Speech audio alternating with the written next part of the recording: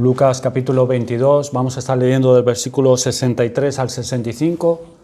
He titulado este mensaje Ricos en Cristo por su sufrimiento. Lucas 22, 63 al 65. Y los hombres que custodiaban a Jesús se burlaban de él y le golpeaban. Y vendándole los ojos le golpeaban el rostro y le preguntaban diciendo: profetiza, ¿quién es el que te golpeó? Y decían otras muchas cosas, injuriándole. Es muy probable que toda esta crueldad, hermanos, ocurriera mientras nuestro Señor estaba delante de Caifás, a altas horas de la noche, antes de que el Sanedrín en pleno se hubieran reunido muy temprano para celebrar su juicio. Sus enemigos tenían tanta prisa de condenar a Jesús que tan pronto como llegó a casa del sumo sacerdote, procedieron a realizar un interrogatorio preliminar para definir la táctica a seguir para obtener el veredicto de culpabilidad en su contra. Después de condenarle dentro de este proceso, que fue extraordinario e ilegal, sin un juicio adecuado, le entregaron a la custodia de sus oficiales hasta que llegada la mañana convocaran al resto de sus compañeros, al resto del Sanedrín, para repetir de nuevo la farsa de enjuiciar al que reconocían como inocente. Mientras estos oficiales tenían a Cristo bajo su custodia, muy bien habrían podido concederle un resquicio de paz, de tranquilidad, de descanso, pues en conformidad a las normas de todas las naciones civilizadas, sabemos que un prisionero, mientras que lo tienen bajo custodia, es mantenido, debe ser protegido de insultos, de malos tratos, mientras se encuentra en esa condición de prisionero. Independientemente de cuál sea el castigo resultante, después de haber sido juzgado y encontrado culpable, mientras no se dicte su sentencia, recibe la protección del Estado que lo arrestó y no debe ser sometido ni a insultos ni a injurias. Pero en este caso, hermanos y amigos, los jueces de nuestro Señor le abandonaron en manos de esos hombres viles que eran utilizados para desempeñar los trabajos sucios, y esos perversos individuos cumplieron muy bien su cometido, tratándolo con una mezcla de crueldad y escarnio. Los hombres que custodiaban a Jesús se burlaban de él y le golpeaban. ¿No le podían conceder un tiempo de descanso? Tal como había sido profetizado desde hacía mucho tiempo, ellos veían por la demacración de su persona que era varón de dolores y experimentado en quebranto. Seguramente ya estaba a punto de desfallecer por el violento trato que había recibido nuestro Señor, tanto antes como durante los interrogatorios preliminares delante de Anás y Caifás. Sus verdugos seguramente se dieron cuenta de cuán exhausto estaba, y sin embargo estos hombres no sintieron ninguna piedad por él, por causa de sus corazones duros e insensibles, y no le dieron ninguna tregua, ni le proporcionaron oportunidad alguna para que se preparara para responder a los cargos que iban a ser presentados en su contra. No había nadie allí presente que vindicara su persona o que abogara por su causa. Más bien, el espacio de tiempo entre ese interrogatorio informal y el juicio más formal que le seguiría transcurrió entre burlas y escarnios. Esos hombres eran unos cobardes desalmados. Lo eran por su crueldad extrema. Y la crueldad es uno de los distintivos de la cobardía donde quiera que se manifieste. Estos son los mismos hombres que en el huerto retrocedieron y cayeron a tierra cuando Cristo solo les había dicho yo soy, en respuesta a su declaración que a quién estaban buscando, a Jesús Nazareno. Ellos salieron con espadas y garrotes para llevarle prisionero y sin embargo cayeron al suelo cuando él les habló una palabra o dos, pero ahora que lo tenían en su poder y percibían que no tenía la intención de ejercer la energía divina con la que estaba dotado, sino que se encontraba sumiso como ovejas delante de sus trasquiladores, se decidieron a ser crueles como él, como pudieran. Que Dios nos conceda, hermanos y amigos, que el pecado de la crueldad hacia cualquier ser viviente nunca se impute con justicia a ninguno de nosotros. Si alguno de nosotros hemos actuado con crueldad, aunque sea hacia lo más insignificante de la creación, debemos despreciarnos, pues somos de un orden inferior a la criatura que hemos torturado. Y si estos hombres hubieran juzgado rectamente, se habrían despreciado a sí mismos.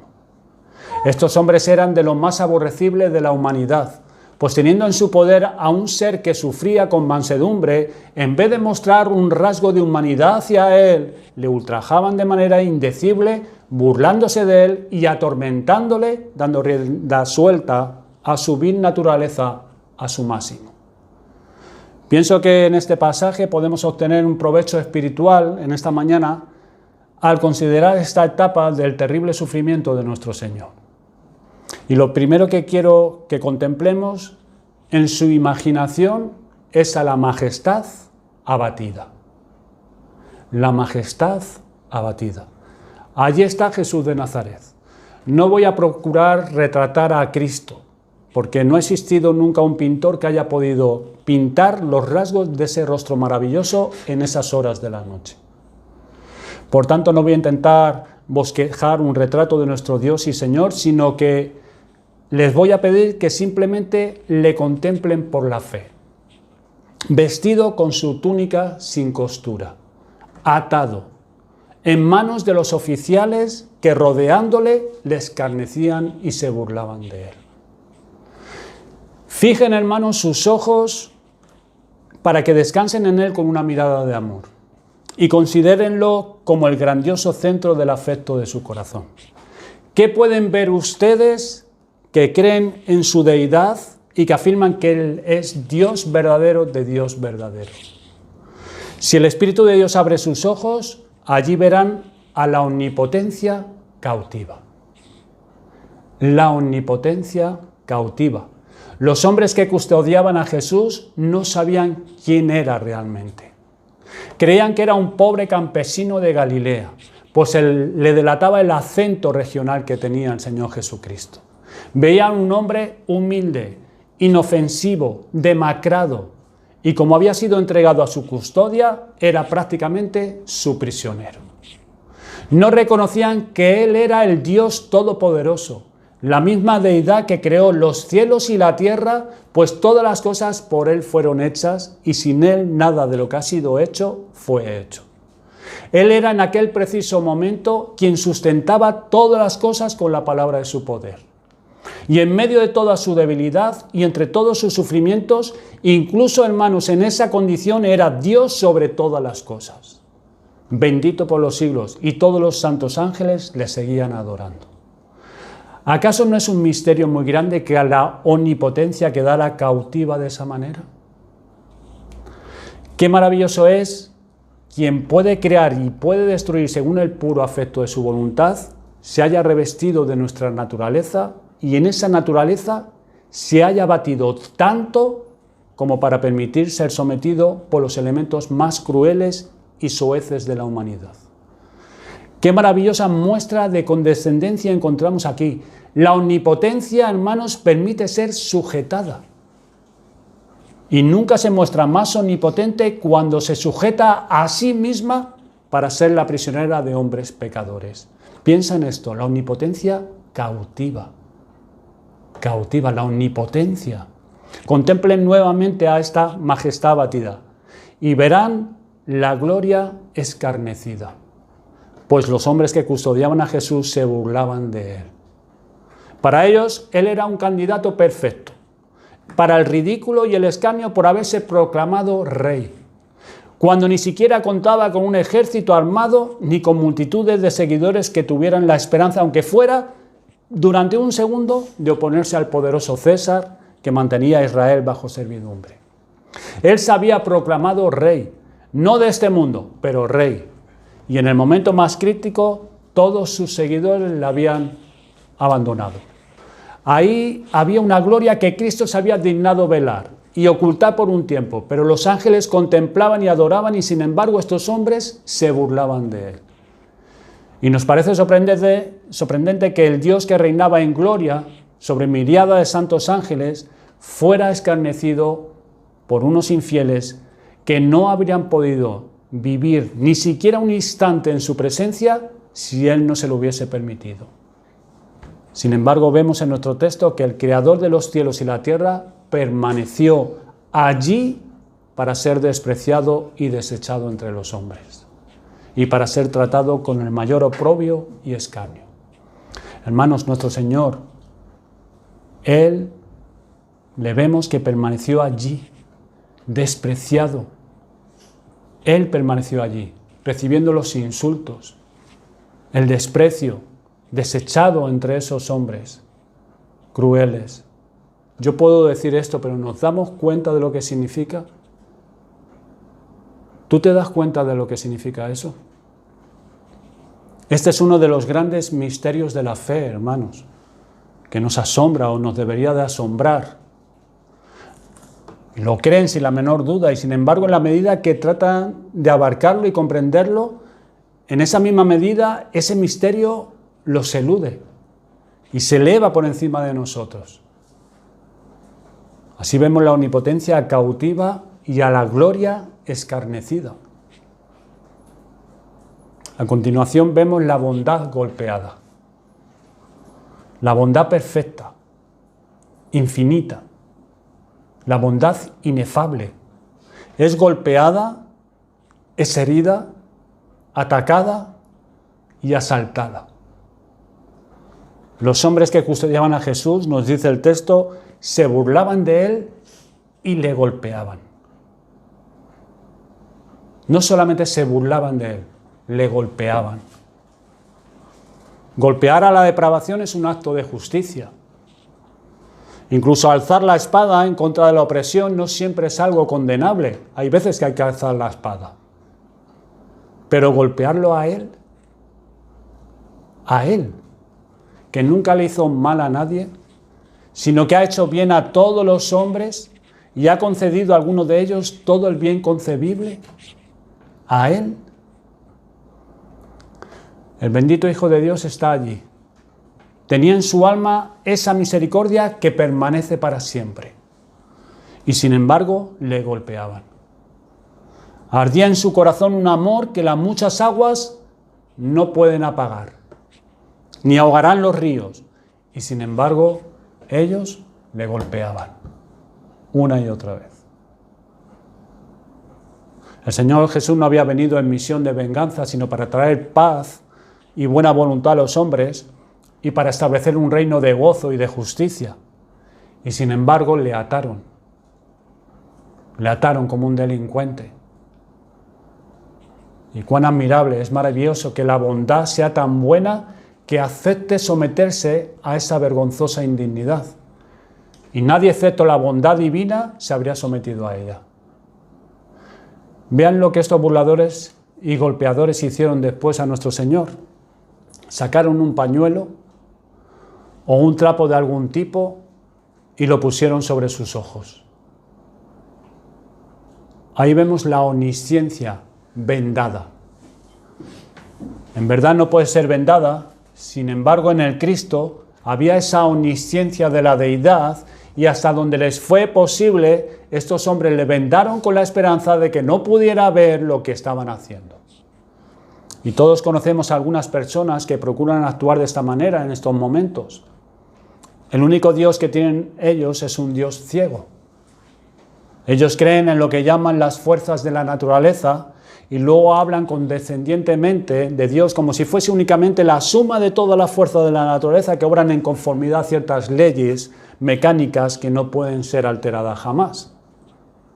El Dios en quien profesan creer es un Dios que no ve, un Dios que es ciego. Nos dicen que es inútil orar o niegan que Dios se interese en individuos tan insignificantes como nosotros. Mas nosotros hemos leído acerca de sus dioses, en el Dios que ellos creen, en ese Dios ciego. Dicen, tienen boca, mas no hablan. Tienen ojos, mas no ven. Orejas tienen, mas no oyen. Tienen narices, mas no huelen. Manos tienen, mas no palpan. Tienen pies, mas no andan. No hablan con su garganta. Semejante a ellos son los que los hacen y cualquiera que confía en ellos. En cambio, hermanos, nuestro Dios está en los cielos, viendo todo lo que sucede y haciendo conforme a su agrado entre las huestes de arriba y en medio de los hombres abajo. Ahora no puede ser vendado como una vez lo fue, cuando se humilló para llevar nuestra naturaleza y cargar con nuestro pecado. Sin embargo, es sumamente sorprendente que haya permitido que esta indignidad fuera cometida contra Él. Ahora, ciertamente le habrían hecho sufrir lo suficiente, demasiado, en verdad, pero todavía una vez más las infinitas bellezas de su rostro, de nuestro Señor Jesucristo, iban a ser desfiguradas. Pues nos dice el texto que le golpeaban el rostro. Si nosotros hubiéramos estado allí, decimos, nuestra indignación habría ardido en contra de ellos por golpear el rostro de nuestro Señor. ¿Qué hubieras hecho tú si te hubieras encontrado allí? Y tú hubieras visto esta situación, con el rostro tapado, el Señor Jesucristo golpeándole el rostro, uno, otro, zarandeándole. ¿Qué hubieras hecho tú? Nosotros decimos que hubiéramos ardido en indignación ante, o incluso podamos llegar a pensar que te hubieras metido en medio. Sin embargo, hermanos, debemos hacer a un lado toda nuestra indignación y en su lugar arrepentirnos, pues nosotros también hemos golpeado algunas veces ese rostro amado de Jesús. Nosotros también lo hemos hecho. Ya lo veremos luego un poco más adelante. Los ángeles se estremecerían del horror al escuchar por primera vez que los hombres golpearon el rostro de su Señor. No era sino su rostro humano, es verdad, pero allí golpearon a toda la deidad que podían alcanzar. Se trataba del hombre golpeando a Dios en el rostro. Una bofetada en el rostro de la deidad fue lo que eso realmente significó. Y qué cosa tan terrible que nuestro Señor haya tenido que soportar tales insultos y tal dolor, que haya estado dispuesto a sufrir tal indignidad. No hubo un amor semejante al suyo. Luego nos dice también el texto que luego los escarnecedores le preguntaban diciendo, profetiza, ¿quién es el que te golpeó? Y esta era la justicia desafiada. Ellos parecían decirle a nuestro Señor al tiempo que le golpeaban, dinos cuál es nuestro nombre, di quién te dio ese golpe, y se reirían del Señor. Tú no puedes impedirlo, no puedes vengarte, pero al menos intenta dar el nombre del que te golpeó. Te retamos a que lo hagas. Él ya había registrado sus nombres. Y un día descubrirán que los conocía a todos. Pues no hay nadie quien golpea al Salvador que no experimente en persona los golpes que propinó a menos que se arrepienta de su pecado. La justicia fue desafiada cuando le golpeaban el rostro y le preguntaban diciendo, profetiza, ¿quién es el que te golpeó? Y hermano, este es un tema que es muy difícil que podamos hablar de ello. Es un tema muy difícil. Y estoy seguro que nunca lo seremos mientras vivamos. No está a nuestro alcance. Nuestros labios están hechos de barro y usamos palabras hechas de aire. ¿Cómo podemos describir los sufrimientos de aquel que, aunque era llamado con justicia, admirable, consejero, Dios fuerte, Padre eterno, príncipe de paz, se humilló tanto que permitió ser escarnecido, golpeado, vendado y golpeado en su rostro una vez tras otra? ¿Por ustedes? ¿Por mí?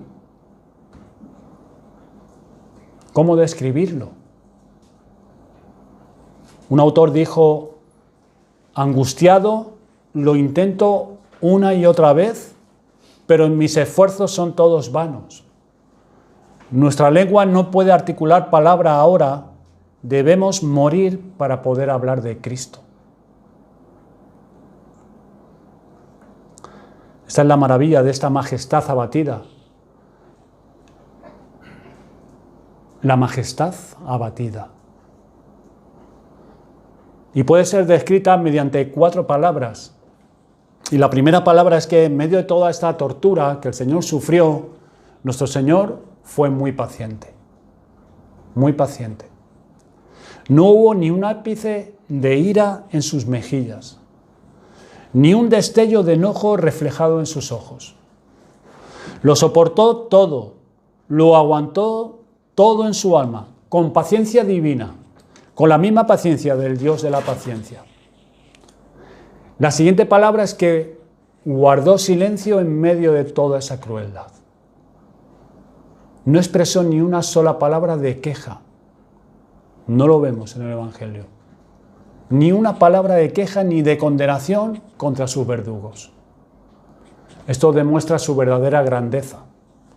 La elocuencia, hermanos, es algo fácil cuando se la compara con el silencio, y tal vez no había sido cierto de Cristo que jamás hombre alguno ha hablado como este hombre, si no hubiera sido cierto también que jamás hombre alguno enmudeció como este hombre. Él cumplió al pie de la letra la antigua profecía. Como cordero fue llevado al matadero y como oveja delante de sus trasquiladores enmudeció y no abrió su boca. Hermanos, que el Señor nos enseña a imitar su paciencia y su silencio. Observen en el tercer lugar cuán elocuente fue precisamente en medio del silencio. Dijo más por nosotros y nos habló más a nosotros cuando guardó silencio que si se hubiera pronunciado muchas frases ardorosas. En la calma y serenidad de Cristo, en presencia de esos crueles perseguidores, en el carácter de Cristo lleno de perdón, en las circunstancias más exasperantes y en la paciencia de Cristo, bajo esos sufrimientos incomparables, vemos una elocuencia sin par de parte de nuestro Señor. Y sin embargo adviertan algo muy triunfante en las aflicciones de nuestro Salvador. Aunque le he llamado paciente, silencioso y elocuente, también debemos llamarle victorioso. Victorioso, hermanos. Sus perseguidores no lograron que él cediera a la ira. No pudieron destruir su misericordia. No pudieron apagar su amor. No pudieron presionarlo para que pensara en sí mismo. No lograron hacerle declarar que no podía seguir adelante con su obra de salvación de los pecadores, pues los hombres habían comenzado a burlarse de él y a golpearle y a tratarle con desprecio. No, Cristo, con un alma fuerte, persevera en su obra de misericordia, como un vigoroso cazador que persigue a su presa en la montaña, y hasta que no la encuentra, no para. Así el Cristo poderoso cumplió su glorioso propósito de amor y misericordia. Él llevó cautiva la cautividad por el sufrimiento hasta el amargo fin, y todo eso fue infligido sobre él hasta muerte de la cruz. Hermanos, he procurado retratar a la majestad abatida, pero me embarga un sentimiento que creo que no he sido ni capaz de describir ni a la majestad abatida, ni su abatimiento como deben ser descritos. Pero aún así meditemos en esos temas y pidamos al Espíritu Santo que nos dé la capacidad de verlos de una manera que la naturaleza humana no, por sí sola no podría verlo. Es algo que el Señor nos tiene que alumbrar y darnos esa capacidad. Ahora, después de haber visto a la majestad abatida, quisiera tocar en el segundo lugar al pecado en su diversión. Toda esta triste escena representa lo que hizo el pecado cuando se le presenta la oportunidad. Cuando todas las ataduras restrictivas fueron soltadas y pudo actuar conforme a su perversa voluntad. También representa lo que el pecado todavía sigue haciendo en la medida de sus posibilidades y lo que el pecado siempre haría si no fuera restringido por el poder del Todopoderoso Dios. Entonces, ¿qué es lo que hace el pecado en su hora de libertad? Pues les invito a que adviertan primero y presten particular atención a cualquier parte que se pueda aplicar a ustedes individualmente. Quiero que primero veamos brevemente la frivolidad del pecado. Estos hombres insultan cruelmente al Cristo de Dios, pero para ellos es una diversión. Para ellos es un juego. Juegan a vendarle. Se trata simplemente de un pasatiempo y de un entretenimiento para ellos. Y es triste, en verdad, que el pecado sea lo que los hombres llaman una diversión. Y sin embargo no necesito recordarles cuán a menudo es así, aun ahora para muchos. Lo persiguen con mayor avidez y lo llaman placer. Llaman placer a lo que provoca a Dios. Llaman placer a lo que crucificó a Cristo.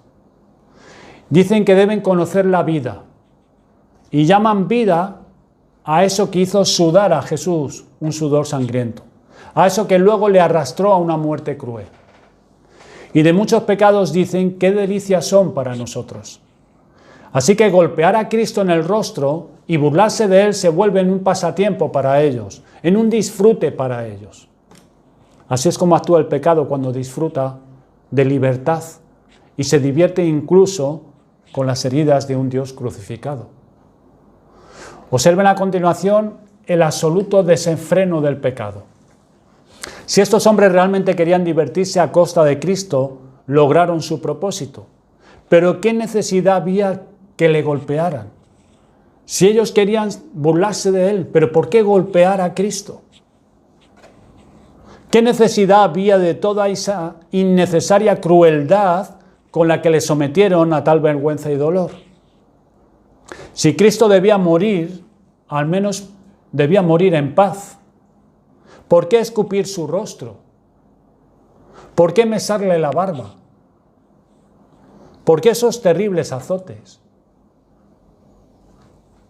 Estamos viendo el absoluto desenfreno del pecado. Eso fue debido a que los hombres pecan por puro desenfreno. Hay personas que pecan de formas tan extrañas que nos preguntamos por qué lo hicieron así. ¿Por qué pecaron de esa manera? Condujo a la total infelicidad a la familia del propio individuo y los redujo tanto a la familia como a él a una pobreza extrema. ¿Qué diversión o gozo puede haber en ello?, preguntamos. Parece que algunas personas no podrían ser felices a menos que estén involucradas en volverse infelices eternamente. No están contentos si no cometen alguna extravagancia en el pecado y si no hacen de sus vidas una serie atroz de rebeliones contra Dios. Pero también miremos la crueldad del pecado. Ya he preguntado y repito la pregunta, ¿qué necesidad tenían estos hombres de golpear al Salvador?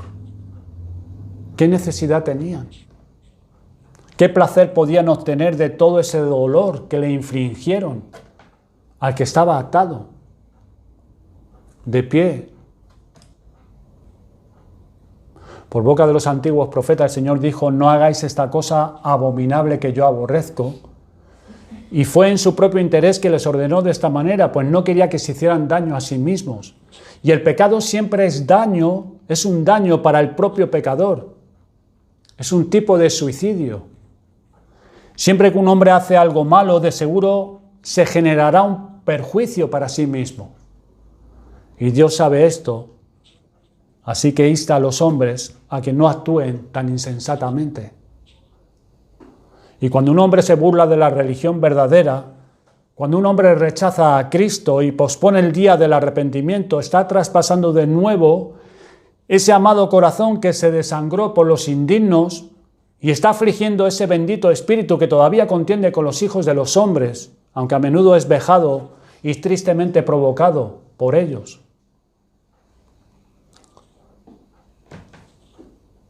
Ciertamente no puede haber ninguna necesidad de cometer un pecado como este.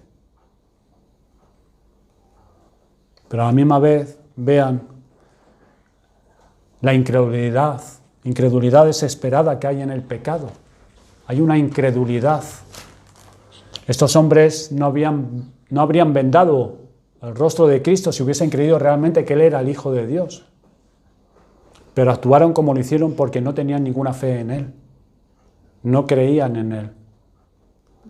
Ese es el gran mal que yace en la raíz de la mayoría de los pecados de los hombres.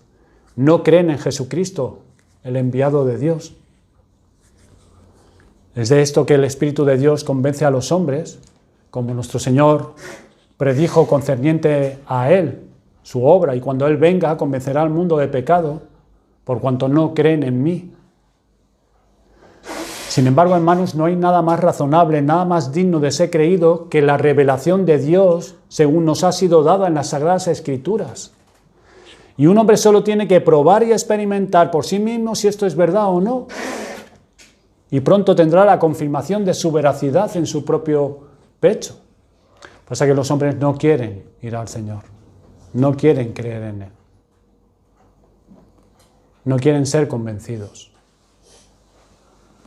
Basta que lo crea realmente y luego comprobará que lo hace santo y feliz. Y eso será para él la prueba de su verdad.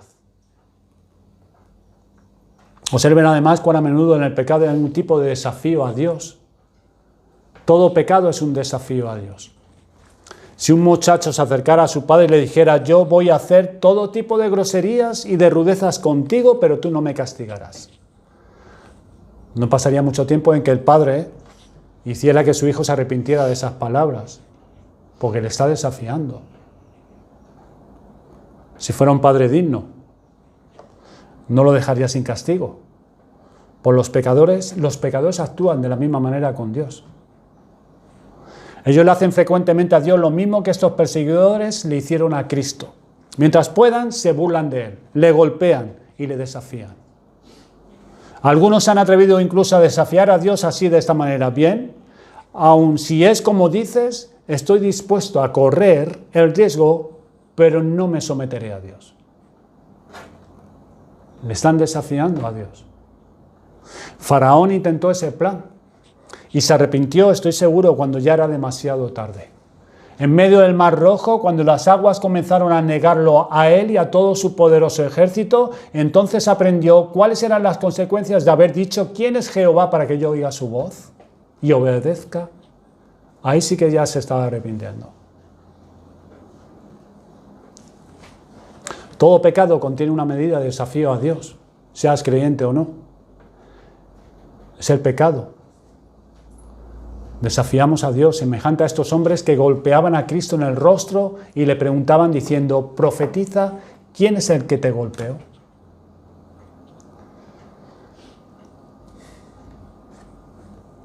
No me voy a detener más en esta parte, excepto simplemente para decir que hay algo más acerca del pecado, que es peculiarmente lamentable, es decir, su multiplicidad. El versículo 65, y decían otras muchas cosas, injuriándole. Una cosa, 2 cosas, 20 cosas, no los satisfarían. Debían decir otras muchas cosas en contra de él. Cuando un hombre se entrega al pecado una vez, es como si se adentrara en una corriente que lo arrastrará hasta lugares que al principio ni se había imaginado que sería su destino. Si vadeamos por las aguas del pecado, no pasará mucho tiempo, hermanos, antes de que nos veamos obligados a abandonar nuestro punto de apoyo. Y muy pronto, a menos que el Señor en su gracia evite tal calamidad, la rápida corriente nos va a arrastrar lejos, muy lejos, hasta el destino de nuestra eterna destrucción. De nada sirve que digamos: voy a llegar hasta aquel punto en el pecado, pero no más allá. Imposible. No podremos detenernos cuando queramos. Si nos sometemos una vez a la influencia del pecado, no tenemos la menor idea de cuál será nuestro destino. Parecería que algunos hombres no podrían pecar lo suficiente para quedar satisfechos. Multiplican sus transgresiones más allá de toda cuenta. Algunas veces se levantan muy temprano para pecar, pero a menudo hasta se quedan muy tarde, posiblemente toda la noche, para poder desperdiciar las horas más preciosas en su depravación. Y así Dios es ofendido y Cristo es herido de nuevo por el pecado del hombre. Es un cuadro muy triste, pero lo vamos a cubrir con un velo y nos volvemos a algo más brillante y mejor. Hemos visto a la majestad abatida y al pecado en su diversión. Ahora, en tercer lugar, y ya por último, veamos al amor en su trabajo.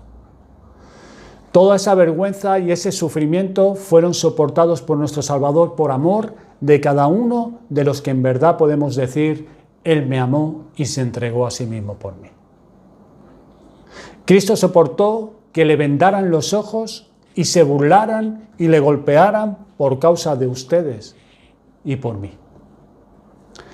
No trataré de describirlo más, pero te voy a pedir solamente que dediques 1 minuto o 2 más a imaginarte esta triste escena.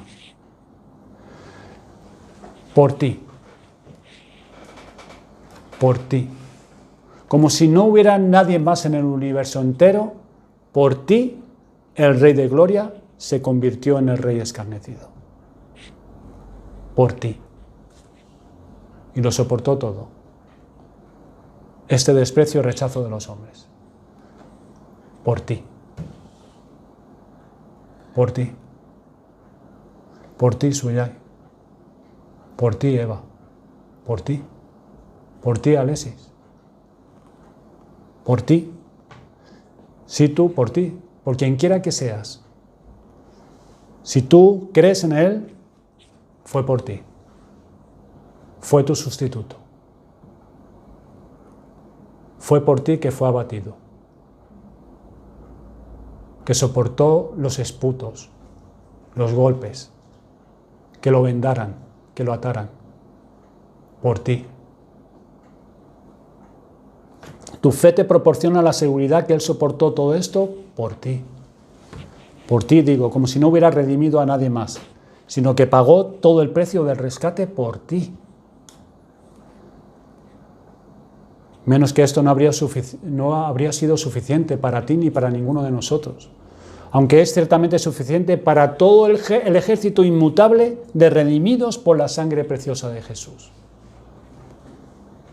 Contemplemos entonces el amor en su trabajo. ¿Qué hará nuestro amor, hermanos, para demostrar cuán agradecidos estamos por Jesús, por todo lo que soportó por nosotros? ¿Qué haremos? Primero, nuestro amor debe pedirle a la penitencia que confiese. Hermanos, aquí hay espacio para la manifestación de nuestro dolor. ¿Por qué fue escarnecido Cristo en Jerusalén? En verdad, porque nos hemos burlado de Dios con oraciones que no eran oraciones, con himnos cantados descuidadamente, con la lectura de las Santas Escrituras como si fueran meros escritos de los hombres, con profesiones de religión huecas y vacías. ¿Acaso no tenemos que arrepentirnos de estas cosas, hermanos?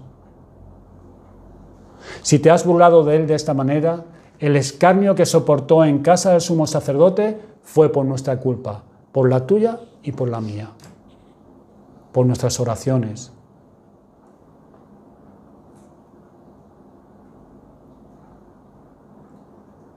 Y así como fue vendado, lloremos por nuestra incredulidad. A menudo también le hemos vendado. Nuestra incredulidad ha vendado los ojos de Cristo.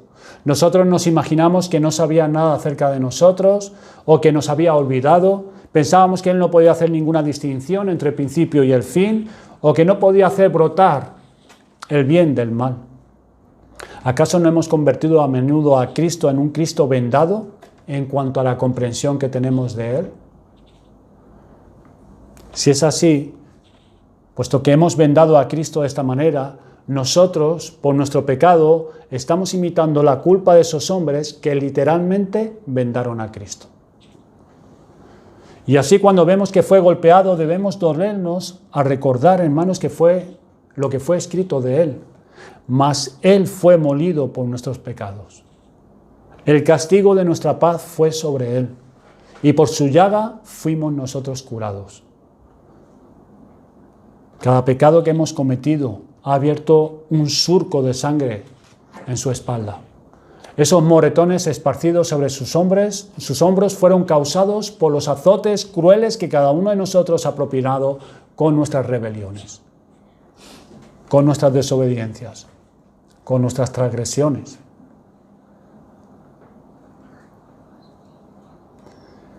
Y al leer que los hombres le hacían preguntas insolentes, mientras sus ojos estaban vendados, pregúntate a ti mismo, Hijo de Dios, si no has hecho lo mismo con frecuencia.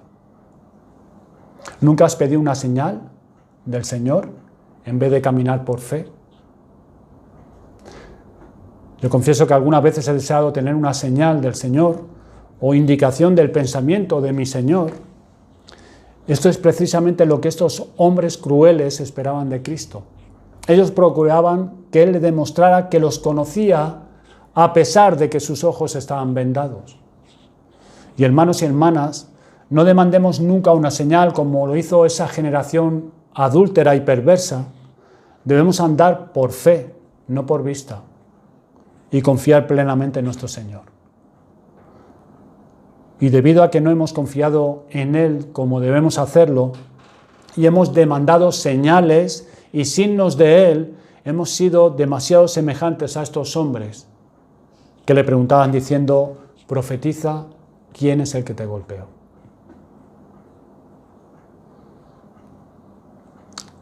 En todo este sufrimiento de nuestro Salvador, veamos ahora, para terminar, algunas razones renovadas para confiarnos más enteramente en las manos de Cristo. Esos hombres custodiaban a Jesús para que ni la muerte ni el infierno pueda retenernos jamás.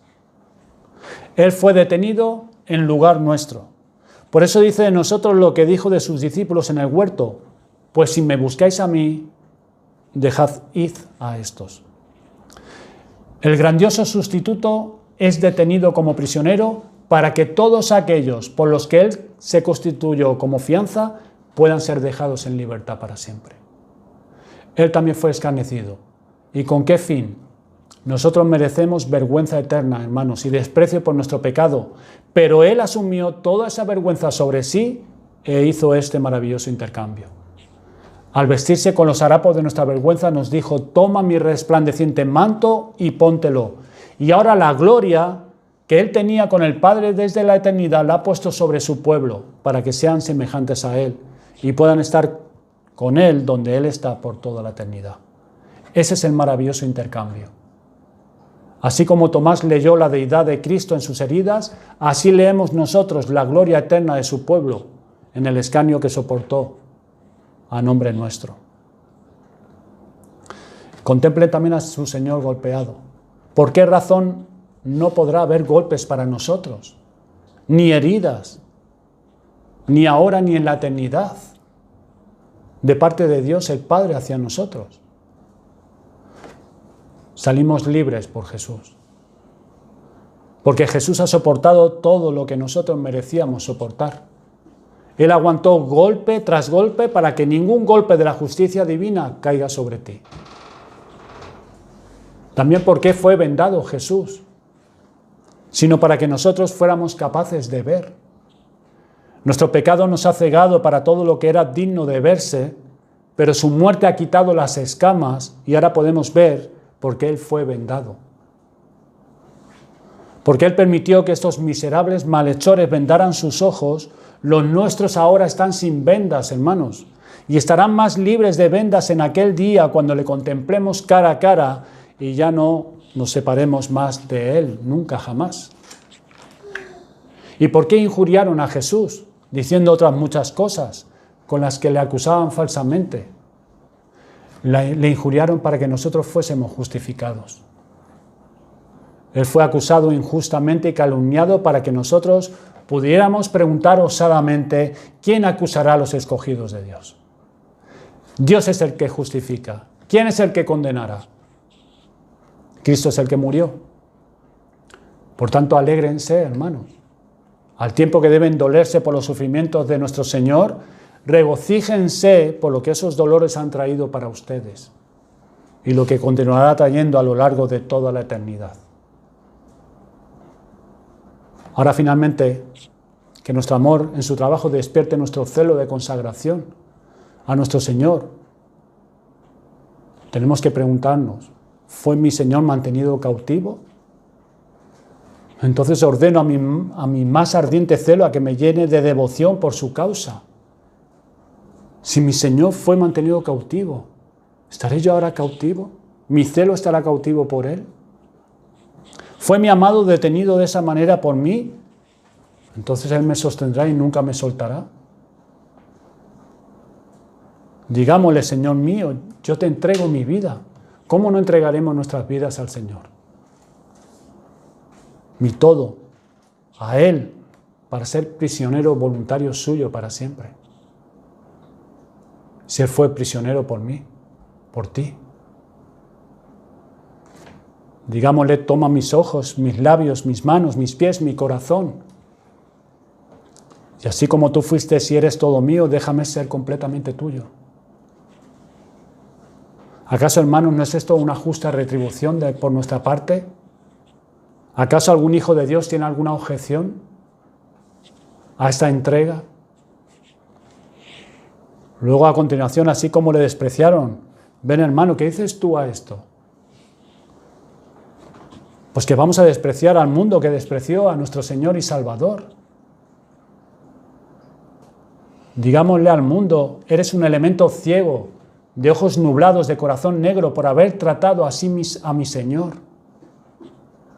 Y si el mundo trató así a tu Señor y Salvador, hermanos, ¿acaso tú vas a acatar sus costumbres? ¿Acaso vas a adular al mundo? ¿Acaso vas a procurar su aplauso al mundo que trató así a tu Señor y Salvador? ¿Vamos a querer el aplauso del mundo? No, el mundo está crucificado para ti y para mí. Y debe estarlo. Como un criminal clavado en la cruz, el mundo debe ser así para ti. Y así debe serlo siempre, porque Él ha crucificado al Cristo, a tu Señor y a tu Salvador, al infinitamente amable Hijo de Dios. De ahora en adelante el mundo está crucificado para nosotros y nosotros para el mundo. Y puesto que vendaron a Jesús, entonces ¿qué? Pues bien, nosotros también tenemos que estar vendados a este mundo. De ahora en adelante no debemos ver ningún encanto en este mundo, ninguna atracción, sino en ninguna otra parte, sino en nuestro Señor. Nuestros ojos le contemplarán y a nadie más en la gloria que está por revelarse. Y podemos decir con el salmista, ¿a quién tengo yo en los cielos sino a ti? Y fuera de ti nada deseo en la tierra. Camina a través del mundo, hermano, hermana, vendado para todo lo demás, excepto para Cristo, y estarás haciendo lo correcto. Tus ojos vendados para este mundo. Y puesto que golpearon a Jesús en el rostro, ¿qué haremos tú y yo para mostrar cuánto amamos ese rostro que fue maltratado de manera tan vergonzosa?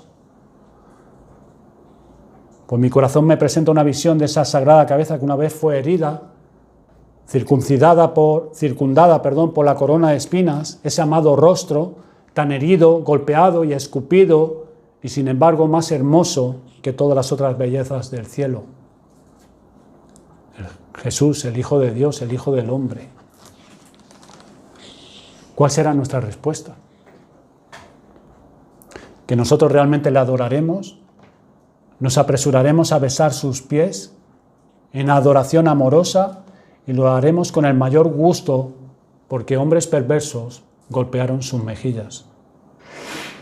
Y rendiremos reverencia y amor alegremente a quien una vez fue abofeteado por seres tan viles y posteriormente fue clavado al madero maldito.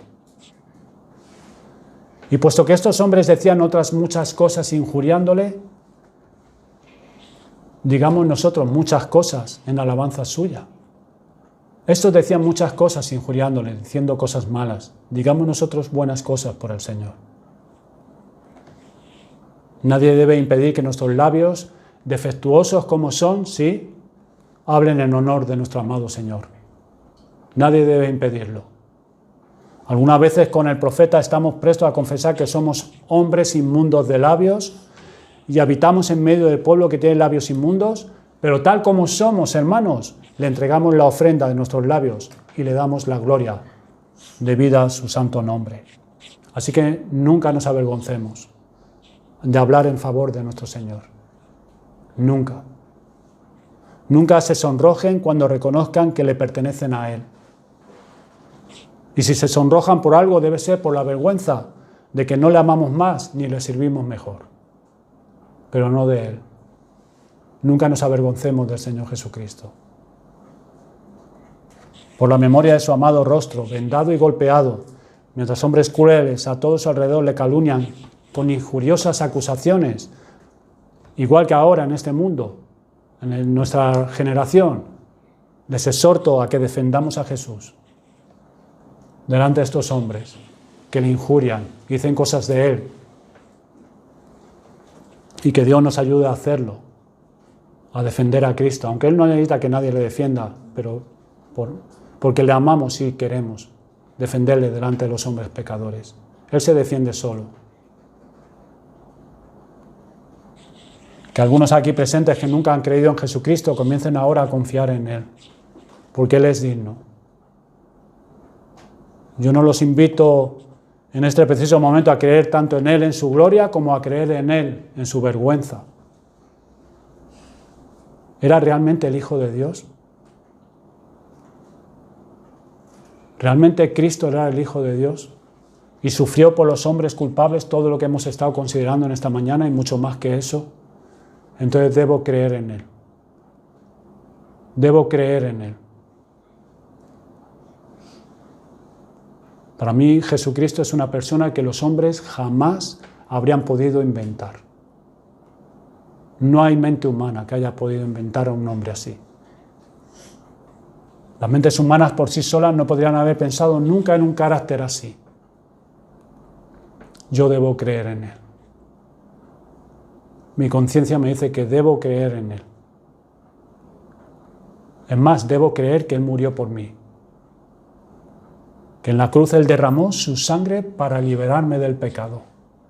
Y eso es lo que tiene que creer el pecador cuando contempla esta visión de Cristo, el Hijo de Dios, tomando nuestra naturaleza, sufriendo nuestros dolores y su carácter, cómo Él permaneció mudo, humilde, manso ante hombres pecadores.